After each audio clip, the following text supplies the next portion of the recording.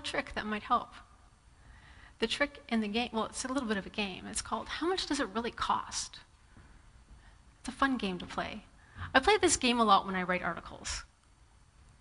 I like to know how much things cost. So when I moved back from the farm to the city, I noticed everyone in Toronto was wearing the same coat. I was like, well, what's up with that? It must be some mighty fine coat. I'm going to go check it out. So I tried it on. I'm like, wow, it's quite the coat.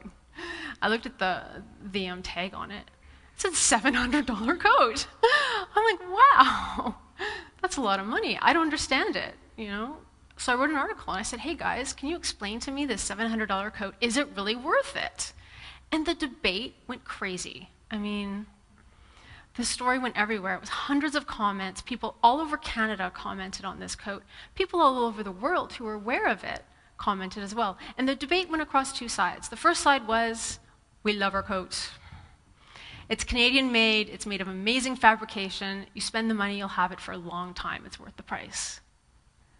The other half of the debate was, not worth it. You're paying for a brand. You can get a comparable coat for a heck of a lot less money. And I went, reading through the comments. Made me think. Because not one person thought of looking at the cost of the coat in terms of the hours they needed to work to earn it. And that's because the true measure of cost in life is the person-hours worked to buy something. It's a lesson I learned from my father-in-law, the boss who runs the farm I lived on. For him and his currency, he looked at how much cattle he needed to sell to buy something. Perspective is everything. In farmer currency, you could buy 2 puffy parkas for 1 calf. Or you could buy 1 puffy parka with 88 bales of hay. Now, I don't know, have you guys ever lifted a bale of hay? It's really heavy work. By the way, dog's not included in the price. I'm keeping my dog. But I know farmer currency is a little bit, unconventional. It's a little bit different. Most of us earn cash for a living, so let's look at cash. Let's say you make 60 grand a year. Go you.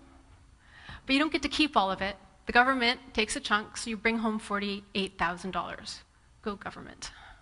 You work 40 hours a week, so your rate is 23 hours of work. Sorry, $23 per hour of work. See, I stumble on it because I can't believe how little we earn for work. It's so sad. It's the government's fault, right? But it's like, my goodness. So how many hours do you have to work in order to earn a puffy parka? Right? Let's look at this. Any guesses? I'll just tell you. It's 30 hours of work. Seems like a lot. For someone else, that might be a little bit of work. It depends, right? Is a puffy parka worth 30 hours of work? That's up for you to decide. It's your money. I'm not going to tell you how to spend it. But it's changing the perspective of how you see money, about how you see your currency. And it's about choosing where you're spending your money and where you're not. So there you go.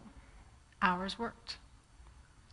Now, don't feel bad if you don't have a puffy parka or if you don't have 88 bales of hay. It's heavy, right? You don't want to carry it with you to the conference. Because it's really not about how much you make. It's about how much you don't spend.